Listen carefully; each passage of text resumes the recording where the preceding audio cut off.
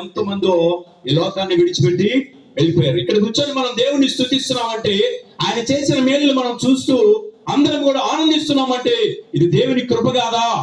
అందుని బట్టి మనం దేవునికి స్తుతించటము చాలా ప్రాముఖ్యమైనది. కనుక పిల్లరా, ఇక్కడ మనము దేవుడు చేసినటువంటి మేలులన్నీ కూడా మనం మరిచిపోకుండా ఆయనకి ఏం చేయాలంట? కృతజ్ఞతలు చెప్పాలి. నేను చెప్తా ఉంటాను, ఒక ఆయన చేపలు పడటానికి వెళ్ళాడంట. చేపలు పడటానికి వెళ్ళినప్పుడు వెళ్ళగానే అక్కడికి వెళ్ళి ప్రార్థన చేసుకున్నాడంట. ప్రభువా, ఇదిగో నేను వచ్చాను. ఆయన క్రైస్తవుడు. చేపలు పడటానికి వచ్చానయ్యా, నేను మొదటిగా ఏదైతే క్యాచ్ చేస్తానో అది నేను నీకు ఇచ్చేస్తానని చెప్పాడంట. ఇచ్చేస్తానని చెప్పాడు. దేవుడు కూడా ఆయన పరిశీలన చేస్తున్నాడు, పరీక్ష చేస్తున్నాడు. నిజంగా నేను ఈయనకి చేపలు కనుక ఇస్తే నాకు ఇస్తాడా అని ఆయన దేవుడు కూడా ఒకసారి పరిశీలన చేస్తున్నాడు. ఆయన్ని వెయిట్ గేలం వేయగానే ఒక 5 కేజీలు చేప పడిందంట. హల్లెలూయా. 5 కేజీలు చేప పడింది. లాగలేక బయటికి లాగాడు, అక్కడ పడింది. తర్వాత వేసాడంట గేలము, అరగంట కూడా ఇంకోటి పడలేదు. తర్వాత వేసాడు, మరలా గంట కూడా పడలేదంట. లాభం లేదు, ఎర్ర మారుద్దామని మళ్ళీ గేలం బయటికి తీసి మరలా దానికి వేరే కొత్త మేత పెట్టి మళ్ళీ వేసాడంట. మళ్ళీ వేసినా గాని మరలా పడలేదు. ఇట్లా సాయంత్రం 5 గంటల దాకా ఆ గేలం నీళ్ళలోనే ఉన్నది, కానీ మరో చేప పడలేదు. ఇక ఇసుగు పుట్టిపోయి వెళ్ళిపోదాం అనుకునే టైంలో 2 చిన్న పక్కిలు పడినాయి అంట. 2 తర్వాత ఇక పడట్లేదంట.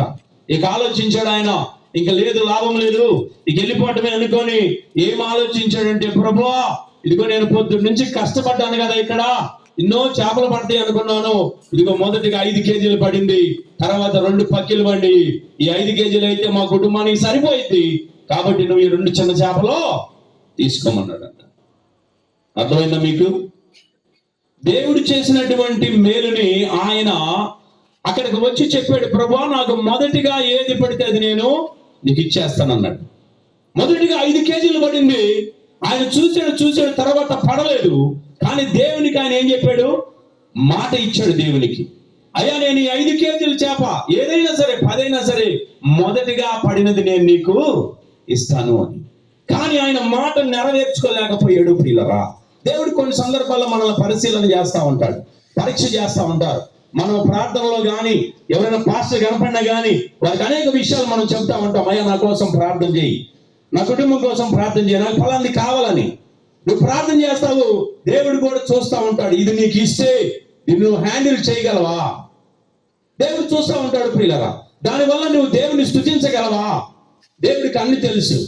కాబట్టి ఈయన ఆ మొదటి చేప దేవునికి ఇవ్వలేక, దేవుడిని స్తుతించలేక కుటుంబం కోసం కావాలనుకొని వెళ్ళాడు. నేను ఈ మాట ఎందుకు చెప్తున్నానంటే, దేవుడు మన జీవితంలో ఎన్నో మేలులు చేస్తా ఉన్నాడు. అందుని బట్టి దేవునికి ఇవ్వవలసింది మనం ఇవ్వకపోతే ఉపయోగం లేదు.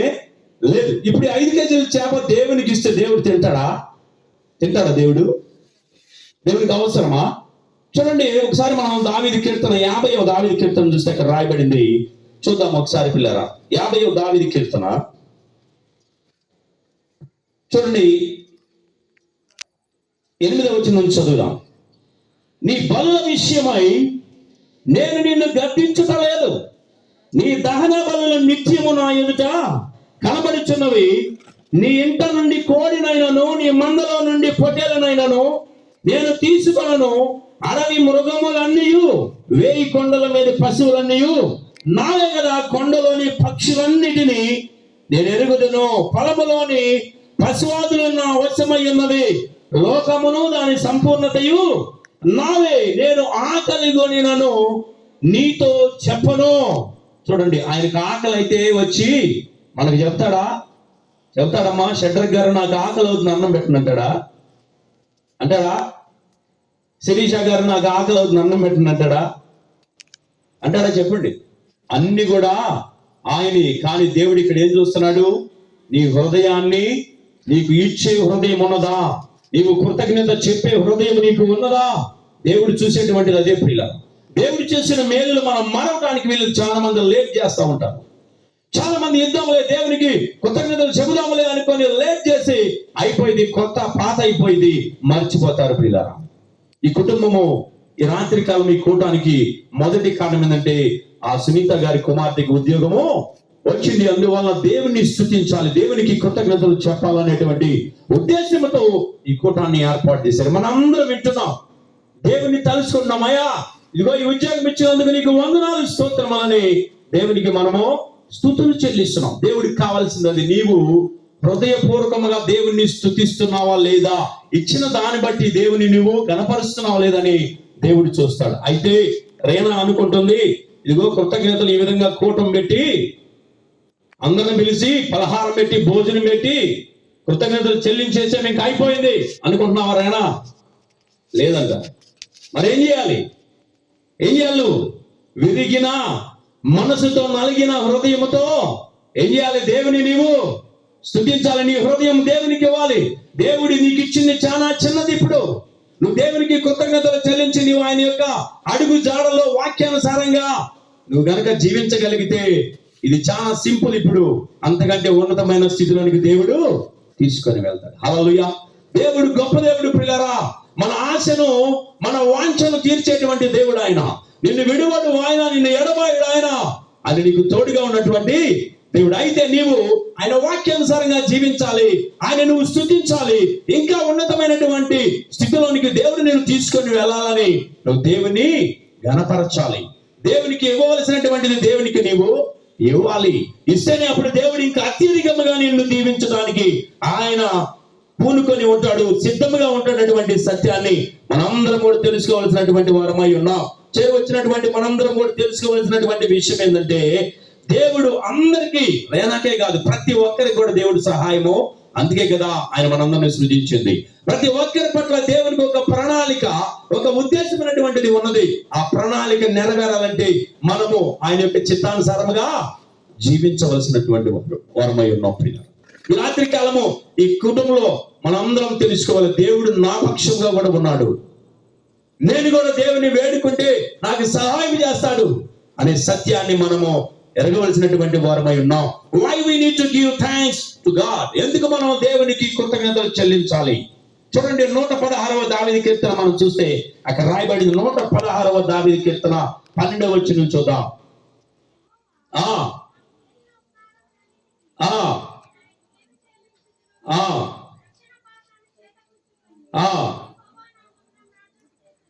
చూడండి, ఏం చేయాలంటే రక్షణ పాత్రను చేత పుచ్చుకొని యెహోవా నామమున ప్రార్థన.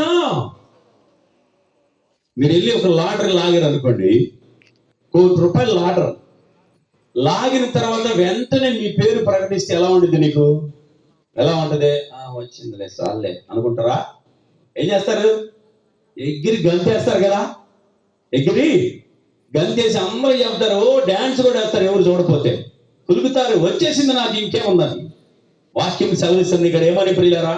రక్షణ పాత్రను చేత పుచ్చుకొని యెహోవా నామమున ప్రార్థన చెయ్యాలి. ప్రార్థన చేయాలి. అయ్యా ఇది నీ కృపే, నాకు ఇచ్చే ప్రభు అని రక్షణ పాత్రను ఎత్తుకొని స్తుతించాలి. ప్రియులారా, ఇదేదో వన్ టైం బ్లెస్సింగ్ కాదు. ఇది ఒక్కసారి వచ్చే ఆశీర్వాదం కాదు. ఇది దేవుడు నిన్ను నిత్యము దీవించాలి. ఈ విధంగా దేవుడి యొక్క భూమిలో ఉన్నటువంటి వాటి నుంచే కాదు, అనేక విధాలుగా శారీరకంగా, భౌతికంగా, ఆత్మీయంగా కూడా దేవుడు నిన్ను దీవించాలి. చాలా మంది అనుకుంటున్నారు ఈ లోకంలో ఉన్నవన్నీ కూడా ఏదేదో దొరికితే అది ఆశీర్వాదం అనుకుంటున్నారు. కాదు, నీకు ఆత్మీయమైనటువంటి ఆశీర్వాదం కావాలి. ప్రియులారా, ఈ ఆశీర్వాదం కావాలంటే నువ్వు దేవుని సన్నిధికి రావాలి, దేవుని మాటలు వినాలి, వాక్యానుసారంగా నువ్వు జీవించాలి.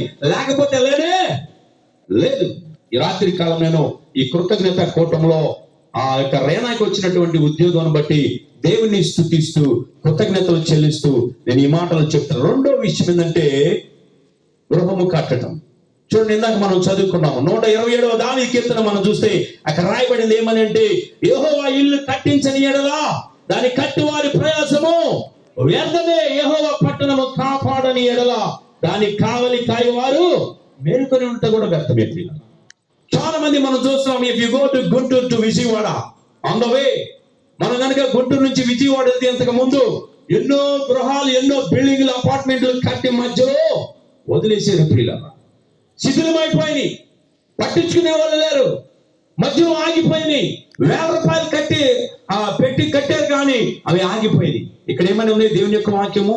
యెహోవా ఇల్లు కట్టించని ఎడల దాని కట్టు వారి ప్రయాసము వ్యర్థమే. దేవుడు గనుక నీకు తోడుగా లేకపోతే, దేవుడు సహాయం చేయకపోతే, దేవుడు ద్వారాలు తెరగకపోతే, దేవుడు గనుక కావలి ఉండి ఆ బిల్డింగ్ ని కట్టకపోతే, నువ్వు ఎంత ప్రయాసపడినా కానీ జరగనే. డబ్బులు ఉండొచ్చు, బలం ఉండొచ్చు, మంది ఉండొచ్చు, ఇంకోటి ఉండొచ్చు, దేవుడి సహాయం లేకపోతే అవదు, నువ్వేం చేయలేవు. కాబట్టి దేవుడు తోడుగా ఉండి ఈ గృహాన్ని పూర్తి చేయటానికి సహాయము చేశాడు. నేను చూస్తా ఉంటా, ఎవరో వస్తారు, పని చేస్తా ఉంటారు. దేవుడు ఇచ్చినటువంటి కృప, మనుషులు వచ్చి పని చేసి త్వరగా దాన్ని పూర్తి చేయటం, ఎంతో అందముగా ఆ గృహాన్ని తీర్చిదిద్దారు. ఇంత మట్టికి మనం లోపలికి వెళ్ళాలి. చాలా మంది ఏముందో లోపల చూద్దాం అనుకుంటున్నారు. మీ ఆశ నెరవేరును గాక. సో నీతో లోపలికి ఎంట్రీ ఉందా లేదా?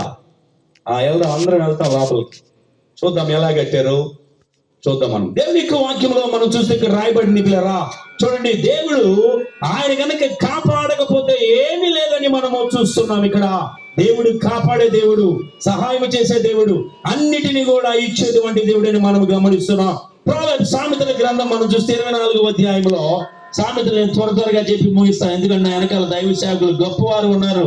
వారు కూడా మన గ్రామంలో స్వార్థ దేవుని యొక్క మాటలు ప్రకటించాలని నేను ఆశపడుతూ ఉన్నాను. సామెతల గ్రంథం 24వ అధ్యాయము చూడండి, 3వ వచనం చూద్దాం. 24. జ్ఞానం వల్ల ఇల్లు కట్టబడును, వివేచన వల్ల అది స్థిరపరచబడును, తెలివి చేత దాని గదులు విలువగల రమ్యమైన సర్వ సంపదలతో నింపబడును. చూడండి, దేని చేత ఇల్లు కట్టేది? జ్ఞానము చేత ఇల్లు కట్టబడును. పిల్లరా, ఇల్లు కట్టాలంటే జ్ఞానం కావాలి. మనం ఎవరి దగ్గరికి వెళ్తాం? జ్ఞానం కోసం ఎవరి దగ్గరికి వెళ్తాం? మనం ఇల్లు కట్టాలంటే చెప్పండి, ఎవరి దగ్గరికి వెళ్తారు? మీరు ఏదైనా మీ యొక్క స్థలంలో, మీకున్న స్థలంలో ఏదైనా ప్రారంభించాలంటే ఎవరి దగ్గరికి వెళ్తారు? మీరు జ్ఞానవంతుల దగ్గరికి వెళ్తారు. ఎవరు ఆ జ్ఞానవంతులు? చెప్పండి, ఎవరు మాట్లాడరు? ఎవరు ఆ జ్ఞానవంతులు? సిద్ధాంతులు. వాళ్ళు వచ్చి చెప్పాలి, ఇదిగో కిటికీ ఇటు, తలుపు ఇటు, కిచెన్ ఇటు, బెడ్రూమ్ ఇటు, బాత్రూమ్ ఇటు అని వాళ్ళు చెప్పాలా? వాళ్ళేనా జ్ఞానవంతులు? జ్ఞానము వలన ఇల్లు కట్టబడును. ప్రియులారా, జ్ఞానం ఎవరిచ్చారు? దేవుడిచ్చాడు. నువ్వు ఏదన్నా పూనుకున్నప్పుడు మొదటగా ఏం చేయాలి? ప్రార్థన చేయాలి. దైవ సేవకుడిని పిలవాలి, ఆయన చేత ప్రార్థన చేయించాలి, ఆయన చేత నీవు వాక్యము చదివించుకొని దేవుని యొక్క ఉద్దేశం ఏమైనదో తెలుసుకోవాలి. దేవుని యొక్క సన్నిధులు గడపాలి కదా ప్రియులారా. చాలా మంది లోక సంబంధమైనటువంటి పనులు చేస్తూ ఉంటారు. పేరుకు మాత్రం క్రైస్తవులే గాని క్రీస్తు లేనటువంటి పరిస్థితులు మన జీవితంలో ప్రియులారా. ఈ రాత్రి కాలము జ్ఞానం వల్ల ఇల్లు కట్టబడును, వివేచన చేత దాన్ని ఏం చేస్తారంట? అది స్థిరపరచబడును, తెలివి చేత దాని గదులన్నీ కూడా విలువ గల రమ్యమైన సర్వ సంపదలతో. ఇప్పుడు ఆ గదులన్నీ సర్వ సంపదలతో నింపబడినయా లేదా? సునీత, నింపబడియా? అందరం చూద్దాం ఏమి నింపబడినాయో. చాలా సందర్భాల్లో మనం కట్టుకుంటాం కానీ దాంట్లో సరైనటువంటి స్థలంలో కనుక పెట్టకపోతే వస్తువులు దానికి అందం లేనే లేదు. మా ఇంట్లోకి వస్తే గోడం లాగుంటుంది, ఎందుకంటే సరైనటువంటి సామానం లేదు కనుక. కానీ ఎక్కడ ఏది పెట్టాలి అది పెడితే చాలా అందంగా రమ్యముగా కనపడుతుంది పిల్లలు. కాబట్టి దేవుడు సహాయము, ఈ గృహానికి దేవుడు సహాయం చేసి అన్ని విధాలుగా పూర్తి అవటానికి, అందముగా తయారు చేయటానికి దేవుని యొక్క కృప చూపించినందుకు మనందరం కూడా దేవునికి స్తుతులు చెల్లించవలసినటువంటి వారమై ఉన్నాం. మూడో విషయం మనం గమనిస్తే పిల్లరా, ఇక్కడ చూడండి, మూడో విషయము, వేడి గారు మృతి చేతి ఈ లోకాన్ని విడిచిపెట్టి వెళ్ళిపోయాడు. అందరం కూడా ఈ లోకాన్ని విడిచిపెట్టి వెళ్ళిపోవాల్సినటువంటి వారమే. ఎవరు కూడా ఇక్కడ స్థానికంగా నిలబడి ఉండే వాళ్ళు ఎవరు కూడా లేరు. ఎవరైనా ఉన్నారా? ఎవరు లేరు, అందరూ వెళ్ళిపోవాల్సిందే. మనము ఎప్పటి వారమంట? ఈ రోజు వారమే గాని రేపటి వారము కానే కాదు. ఎందుకు ఈ మాట అన్నాడు? మనం ఈ రోజు వారమే, రేపటి వారం కాదు. లేచినప్పుడు మనం అనుకుంటాం రేపు అది చేద్దాం, రేపు ఇది చేద్దాం, రేపు అక్కడికి వెళ్దాం, ఇక్కడికి వెళ్దాం అనుకుంటాం. ఈ రోజే మరణిస్తాం పిల్లరా, ఈ రోజే మరణిస్తాం. కొన్ని సందర్భాల్లో నిన్న ఒక పాస్టర్ గారు, మంచి సంగీత గాయకుడు వస్తున్నాడంట, ఒంగోలు నుంచి వస్తా ఉంటే ఆయన మార్గం వేటపాలెం దగ్గరికి రాగానే ఆయనంట వారం రోజుల నుంచి షుగర్ బిళ్ళలు వేసుకోలేదంట. వారం రోజుల నుంచి షుగర్ బిళ్ళలు వేసుకోకపోతే, బీపీ బిళ్ళలు వేసుకోకపోతే సడన్ గా హఠాత్తుగా బండి మీద వచ్చేటప్పుడు ఆయనకి బ్రెయిన్ స్ట్రోక్ వచ్చిందంట. బ్రెయిన్ స్ట్రోక్ రాగానే అప్పుడు సడన్ గా ఏం చేయాలో తెలియక పడిపోయాడు. వెంటనే వెనక నుంచి ఏదో బండి వచ్చి ఆయన మీద గుండా వెళ్ళిపోయింది. చూడండి ప్రియులారా, కాబట్టి మనం ఈ రోజు వారమే కానీ రేపటి వారము కానే కాదు. దేవుని యొక్క వాక్యం మనం చూస్తే 2 కొరింథీయులకు రాసిన పత్రిక 5వ అధ్యాయం మనం చూద్దాం. 2 కొరింథీయులకు రాసిన పత్రిక 5వ అధ్యాయము 1వ వచనం నుంచి చూద్దాం. ఆ ఆ ఆ ఆ ఆ ఆ చూడండి, భూమి మీద మన గుడారమైన ఈ నివాసము శిథిలమైపోయినను చేతి పని కాక దేవుని చేత కట్టబడినదియు నిత్యమైనదియునైనా నివాసము పరలోకమందు మనకున్నదని ఎరుగుదము. ఈ భూమి మీద నువ్వు ఎంత విలువ పెట్టి కట్టినా సరే ఏమైపోయిందంటే అది శిథిలమైపోయింది. ఎంత అందముగా కట్టినా, ఎంత డబ్బులు ఖర్చు పెట్టినా ఒక దినం అది శిథిలమైపోతుంది. కాబట్టి ఇది శాశ్వతమైనది కాదు. ఇది మనకి శాశ్వతమైన గృహం ఎక్కడుందో చెప్పండి, మీరందరూ చెప్పాలి ఒకసారి. ఎక్కడుందో మనకి శాశ్వతమైన గృహం? పరలోకమందు ఉన్నది. మరి ఆ గృహానికి వెళ్ళడానికి నువ్వు సిద్ధపడుతున్నావా? ఆ గృహంలో ప్రవేశించడానికి నువ్వు సిద్ధపడుతున్నావా? కాబట్టి ఈ భూమి మీద ఉన్నటువంటి ఏ గుడారమైనా సరే శిథిలమవ్వాల్సిందే. పరలోకమందు మనకున్నదని మనము ఎరగాలి. మనకి నిత్యం ఉండేటువంటి గృహం ఉన్నది అక్కడ. వేణుగారు వెళ్ళిపోయారు, మనం కూడా వెళ్ళిపోతాం. కానీ వెళ్లే ముందు యేసు ప్రభుని మనం అంగీకరించేవా లేదనేటువంటి చాలా ఇంపార్టెంట్. అది లేకుండా మనం ఏం చేసినా ఉపయోగం లేదు. పెళ్లిళ్ళకి ప్రార్థన పెడతారు, గృహప్రవేశానికి పెడతారు, పుట్టినరోజుకు పెడతారు, రకరకాలుగా ప్రార్థన పెడతాం, అంశాన్ని బట్టి మాట్లాడతాం. ఓకే, కానీ రక్షణ కంపల్సరిగా అవసరం. దేవుని మాటలను వినకుండా, దేవుని హృదయంలో చేర్చుకోకుండా ఏదో సందర్భ సహితంగా నువ్వు గనక జరిగించుకొని వెళ్ళిపోయి దాటిపోయావంటే రక్షణ లేకపోతే నువ్వు నిత్య నరకానికి వెళ్ళాల్సిందే. ఈ రాత్రి కాలం దేవుడు నీకు అవకాశం ఇచ్చాడు. ఈ రాత్రి కాలం ఈ మాటలు వినడానికి దేవుడు నీకు అవకాశం ఇచ్చాడు. ఈ రాత్రి కాలం నువ్వు గనుక ఆ యేసు ప్రభు నీ సొంత రక్షకుడిగా నువ్వు అంగీకరించగలిగితే ఈ లోకములో కాదు, పరలోకములో దేవుడు మనకి నివాస స్థలము ఏర్పాటు చేస్తాడు. కనుక నీ హృదయము కలవరపడనీకుడి, నా యందు మీరు విశ్వాసం ఉంచుతున్నారు, నేను వెళ్ళి మీ కొరకు నివాస స్థలం అనగా అక్కడ ఒక స్థలం ఏర్పాటు చేస్తాడు. ఆయన వచ్చి మనల్ని అక్కడికి తీసుకొని వెళ్తాడు. అక్కడికి వెళ్ళడానికి మనందరం కూడా ప్రయత్నం చేయాలి. చేయకుండా మనం ఇంకా ఇన్ని సంవత్సరాలు ఈ లోకంలో వ్యర్థంగా జీవిస్తే ప్రయోజనం లేదు. కనుక యేసు ప్రభుని ఇంకా అంగీకరించిన వారు ఎవరైనా ఉంటే ఖచ్చితంగా ఈ కూటమి ద్వారా అయినా కానీ యేసయ్యను అంగీకరిస్తే అది మేలు, మనకెంతో ఆశీర్వాదం. కనుక పిల్లరా, ఈ రాత్రి కాలం ఈ చిన్న మాటల ద్వారా నేను మీకు తెలియపరుస్తూ నేను ముగిస్తున్నాను. కనుక సునీత గారిని దేవుడు ప్రేమించి ఆయనకి ఇచ్చిన కుమార్తెకి మంచి ఉద్యోగం ఇచ్చాడు, గృహం కట్టుకోవడానికి దేవుడు సహాయం చేశాడు. అదేవిధంగా భర్తని కోల్పోయినటువంటి సునీతకి సృష్టికర్త అయినటువంటి నీ దేవుడే నీకు భర్తగా ఉండి సహాయం చేసి ఆయన అన్నిటిని కూడా సమకూర్చి నీకు తోడుగా ఉన్నాడు. కనుక నీవు ఆయన విడువక ఎడబాయిక నిత్యము నువ్వు బ్రతికి ఉన్నంత వరకు నీవు నీ కుటుంబము దేవుని సన్నిధిలో జీవించాలని దేవుడు కోరుతున్నాడు. కనుక అట్టి కృప మీ అందరికీ, సునీతకి అదే కాకుండా వచ్చినటువంటి మీ అందరికీ కూడా దేవుడు సహాయం చేయను గాక. ఆమేన్. దేవుడి మాటలు దీవించి ఆశీర్వదించును గాక. ఆమేన్.